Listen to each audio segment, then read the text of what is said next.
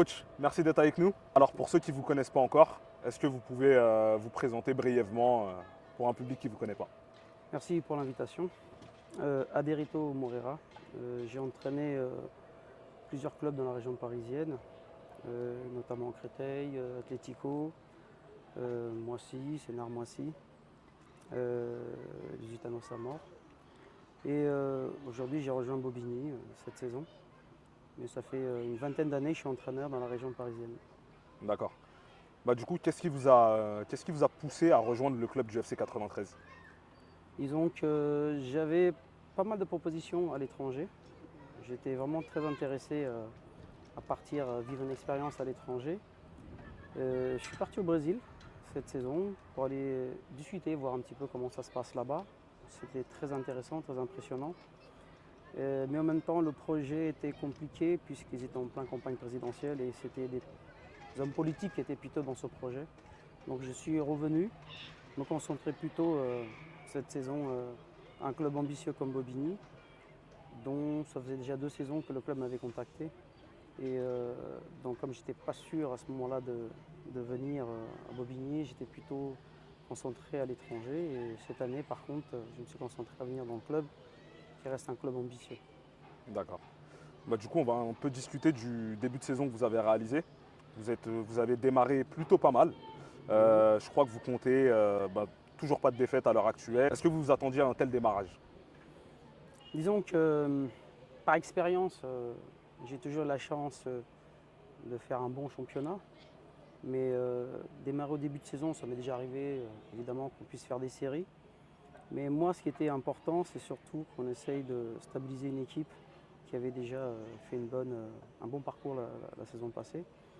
Mais je ne suis pas non plus surpris parce qu'il y a de la qualité et que l'idée, c'est aussi de faire le maximum de matchs, le maximum de séries sans défaite. Et on est dans cet état d'esprit-là. Ça aurait pu être mieux parce qu'on a quand même eu des situations à notre avantage qu'on n'a pas su profiter. Mais disons que je suis quand même assez satisfait parce que voilà, aujourd'hui, avoir, je dirais, 11 points au bout de 5 matchs, c'est très bien. Ouais, c'est un vrai bon début de saison, on peut Oui, parce que considérer. 14 équipes, il y a 5 descentes. Et il faut vraiment être tout de suite en haut pour justement générer de la confiance et mettre en place notre équipe. Mais en même temps, c'est trouver aussi cet équilibre dans le championnat parce qu'on peut bien démarrer et puis un grain de sable, tout peut arriver et puis on peut s'écrouler d'un moment à l'autre. Donc c'est pour ça qu'il faut rester très concentré sur notre progression. Vous parliez de la saison dernière. On sait que le FC 93 a fini troisième. Ils, ont, ils auraient pu monter. Mhm. Voilà, il y a eu quelques défaites sur la fin du championnat qui leur ont coûté cher. Est-ce que cette saison, le FC 93 peut encore se cacher? Vous, quel message vous envoyez aux joueurs? Quelle est l'ambition du club? Est-ce qu'on peut parler de monter cette année? Je dirais que, par exemple, quand je viens dans un club, il faut tenir compte déjà du passé. Même si une saison à l'autre, d'une saison à l'autre, c'est pas pareil.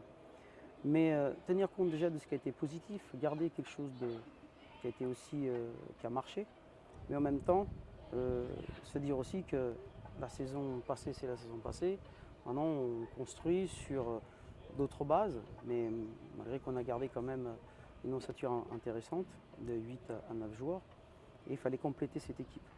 Et justement, vous parlez de défaites de fin de saison, c'est peut-être aussi dû par rapport au constat que j'ai fait, à ce manque peut-être je dirais d'effectifs, de joueurs.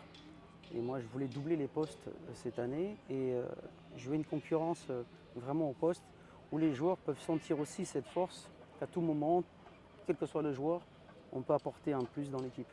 Donc maintenant, le début de saison fait que nous donne espoir, mais ça ne veut pas dire non plus qu'on va faire la même saison. Parce que c'est vrai qu'en ayant 5 défaites en fin de saison dernière, a fait que ça capote un peu cette montée, sachant que quand même à 2 matchs de la fin, il y avait un match important à gagner et le club aurait pu être en national.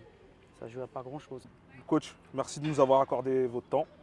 Et Merci à vous. c'est aussi l'occasion de souhaiter un bon rétablissement à votre joueur qui s'est blessé, Ah, merci. Charlie, Charlie Charlie Coste. Coste, qui s'est Mm. blessé, qui s'est fait les ligaments et qui sera opéré demain. Donc voilà, c'est aussi l'occasion de le soutenir, je pense. Merci pour lui. Il avait vraiment fait un super début de saison. Il devenait un joueur très important, un jeune joueur, hein. Et j'étais très content de lui. Malheureusement, voilà, c'est le football. Ouais, les aléas du football, hein. Ça arrive, mais on va être avec lui, on va l'accompagner, on va l'aider jusqu'au bout. En tout cas, pour moi, c'est comme s'il a renouvelé une saison. Parce que c'est vrai que cette saison, ça va être compliqué, mais en espérant qu'il pourra reprendre Ouais, bien sûr. au moins avant le dernier match. Pour lui donner, pourquoi pas, une chance, une possibilité de jouer sur ce dernier match ou avant-dernier match. Sur la montée, sur le match de la montée peut-être. Pourquoi pas, qu'il rentre et qu'il nous mette ce but de la montée. Mais pour l'instant, on reste voilà, tranquille là-dessus. D'abord, il y a vraiment une vraie marge de progression dans ce groupe. Et c'est ce que j'essaie de trouver. Avec le staff, on essaie de voir où est-ce qu'on peut progresser. Mais c'est une équipe ambitieuse et parfois il faut savoir freiner aussi les joueurs. Et aussi des fois les lâcher. Les libérer aussi. Ouais. Trouver cet équilibre-là. Coach, merci beaucoup. Obrigado, merci. Au plaisir. Merci beaucoup.